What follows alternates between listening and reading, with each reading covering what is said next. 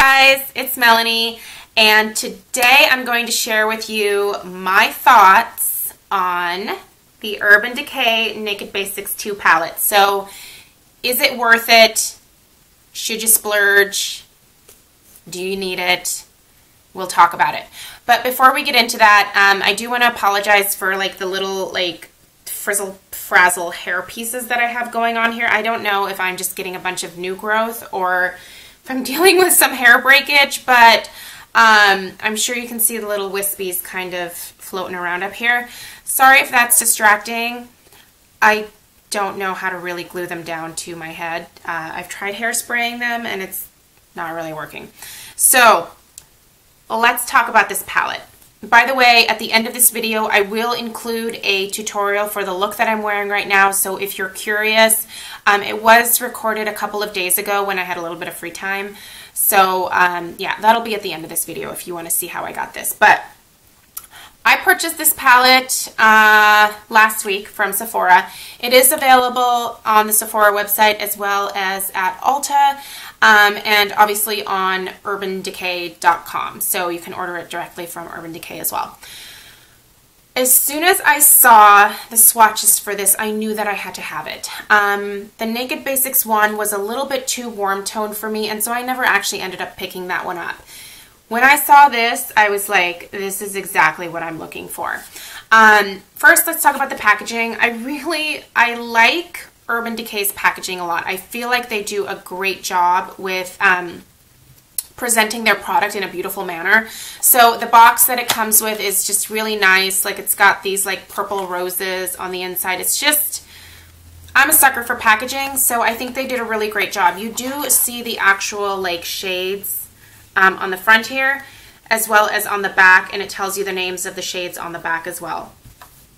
In terms of the palette itself, it kind of has that rubberized, NARS type feel to it, but because it is this bronzy gold color, it actually doesn't show fingerprints and smudges as much. If it was black, like the Lorac Pro 2 or any NARS compact product, it would have handprints all over it by now. But it is it's a hard case. It's just a hard plastic. It's very easy to open. You do get a nice sized mirror here. The entire top is basically a mirror. And then here are your shadows. So you get Skimp. Hang on, let me look on the back here. Skimp, Stark, Frisk, Cover, Primal, and then the darkest is Undone. These are all very taupey in terms of the tones in these particular shadows. They're a little bit more cool toned. All but the lightest one are completely matte. So this particular palette I feel is a must-have as a complement to any other palette that you may have, especially any of your other Urban Decay palettes. So I have Naked 1, 2, and 3. This would be an absolutely beautiful complement to any of those 3 palettes there. Let me give you guys some swatches. I'm sure you've already seen these swatched, but okay.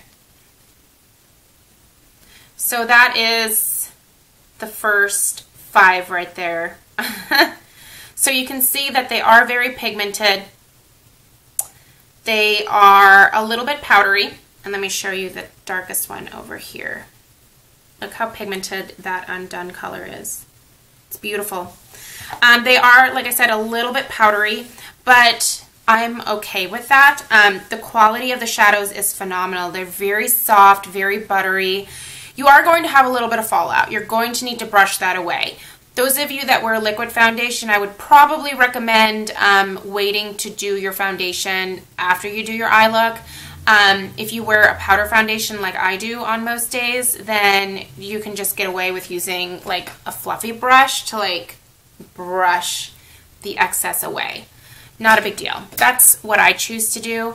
But it's worth it. It's worth that little bit of hassle because of the quality of the shadows and because of the tones and shades that are contained within this palette. Those of you that like more of like the warmer tones, I would really encourage you to probably stick with the original Naked Basics. Those of you that prefer cooler tones like me, give this one a try. It's $29. It is $29 well spent. I really cannot say enough good things about this palette.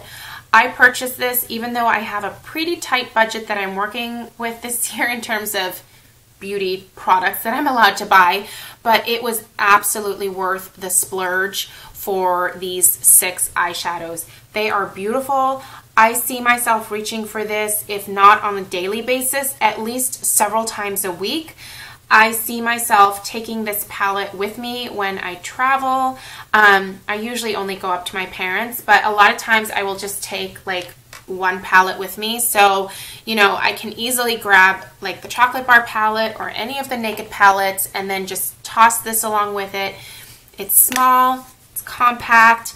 The size of these shadows, by the way, are the same size that you get in the other Urban Decay Naked palettes. So it's a generous amount of product, especially for the quality and just the sheer amount that you're getting. I mean, it's a good deal. So overall, this is like a 10 out of 10. This is a must-have for me. I think you need to check it out. I don't know if it's available in stores yet. I ordered mine off of Sephora, the website. But like I said, check out Ulta, check out Sephora, check out Urban Decay. It's a must-have, you guys. It's an absolutely beautiful palette. I think it's worth the splurge. I don't think that there's anything out there that is quite like this, other than obviously Naked Basics, the original. But like I said, that's a little bit more warm-toned. It's beautiful, you guys. It's a must-have. So go ahead, and if you're interested in this particular eye look here, I will put the tutorial right here coming up very shortly. Be forewarned, I think that I had this door behind me open, and that whining that you're hearing is my dog. He wants dinner early. So you're going to see a bunch of like trash behind me. We're remodeling our bathroom. I didn't think to close the door, so my apologies if that is upsetting to your sensibilities. Anyway, I hope you guys enjoy the tutorial. Let me know if you have any questions down below, and let me know if you've picked this up and what you think about it. So I'll see you guys in my next video. Bye. Alright guys, so let's get started with the tutorial. So this is the eye that I obviously have finished already. I also left this brow undone because I'm also going to try to record a quick tutorial with the dip brow as well. So anyway, let's get started with the Naked Basics. So the first thing that I did on this eye was use just a large fluffy brush, and I took a little bit of the Skimp, which is the lightest color here, and I basically just put that like all over as like a base.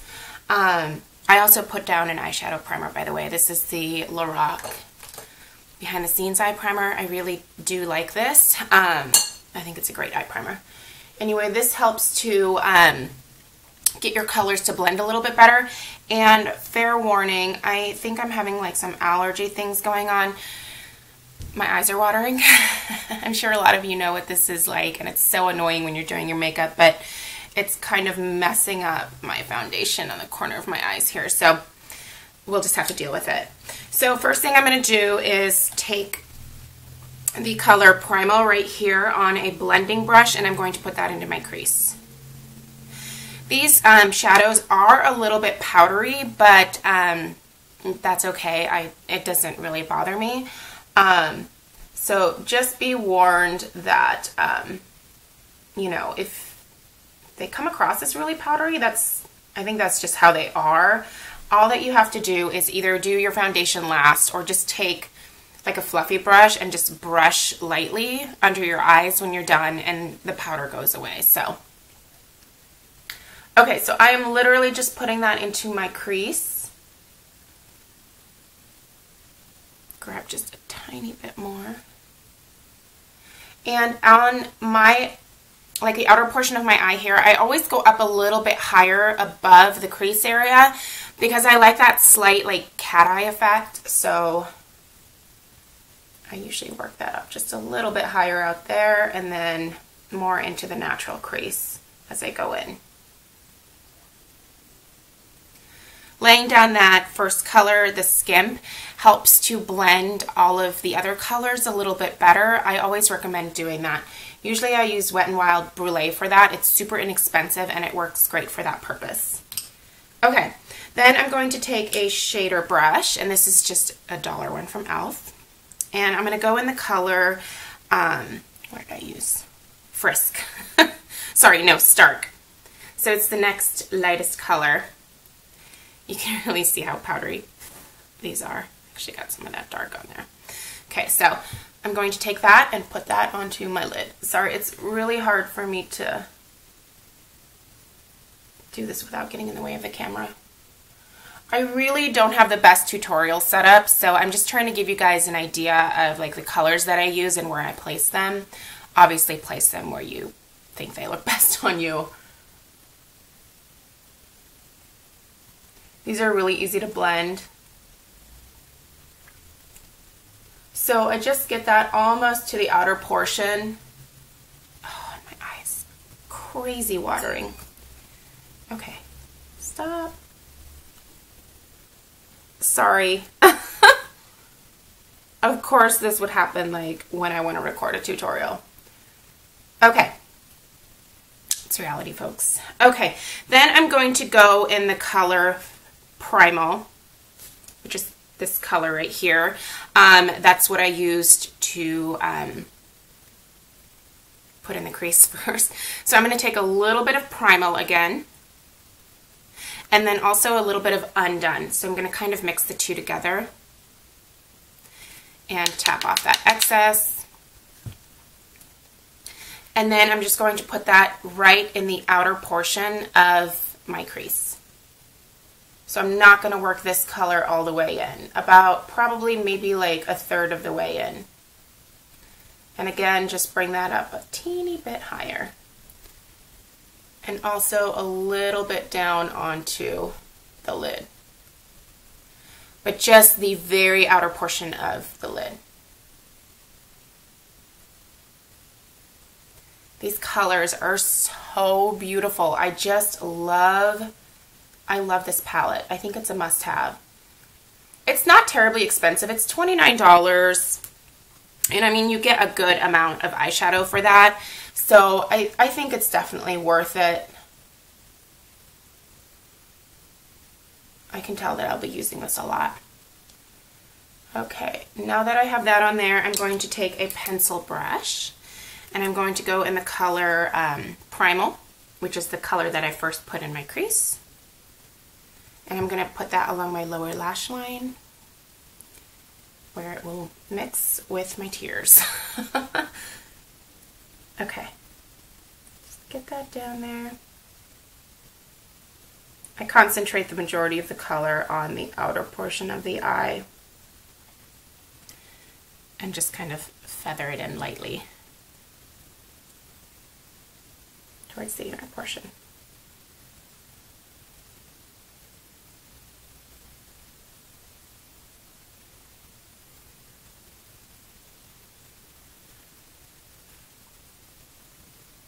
Oh my God, my eyeball.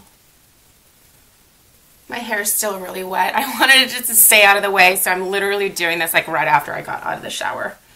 Okay.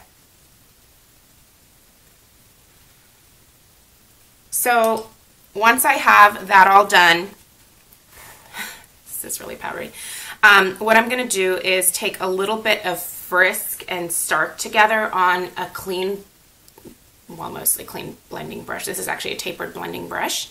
So I'm going to take a little bit of Stark and a little bit of Frisk, and I'm talking like a really tiny amount. And what I'm going to do next is go around the crease color just to sort of blend that a little bit and add like a gradient so it doesn't look quite so like harsh.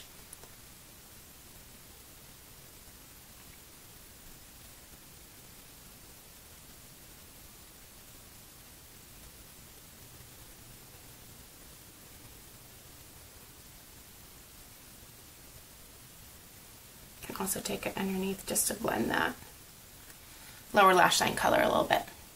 So taking a look here. Okay, pretty happy with that. Matches the other side. And just go back with a little bit of the lid color to brighten that back up. And now I'm going to take, have I already, okay, the name is still there. I'm using this quite a bit. This is the Kat Von D eyeliner that came with my Ladybird palette, and this is Immortal Love. It's basically just a nice dark brown. I'm going to wipe my tears, and I'm just going to add a little bit of liner. Sorry, I can't do this without getting in the way. Put your eyeliner on however you see fit. Okay.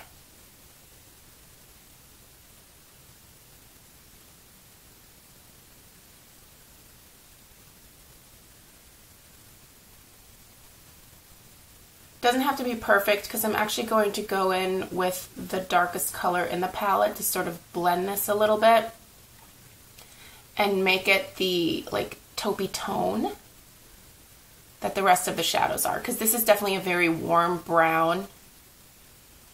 And I do this a lot with my eyeliners. When I need an eyeliner to sort of match my eyeshadow, I just go over it with like the darkest shadow that I have in like the tone that I want it to be, which is a cooler tone in this case.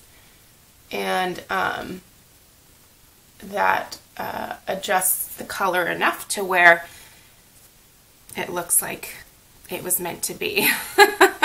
So I'm going to go in with Undone, and this is a Smashbox smudger brush. Get a little bit on there, tap off some of that excess, wipe away my tears. Oh, this is terrible. Does anybody else have crazy allergies right now? And I just literally go over top. Can you even see what I'm doing?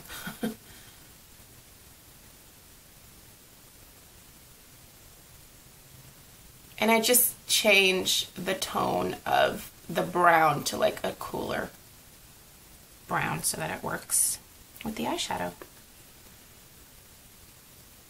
It also helps to set your eyeliner, so it's kind of dual purpose. Not that I need to set this particular one. I will say that the Kat Von D eyeliners are the only ones that don't melt and smudge on me.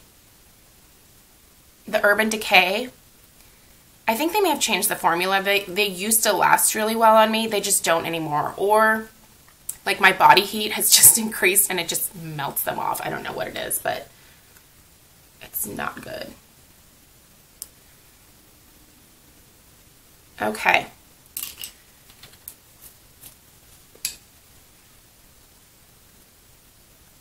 This is so frustrating.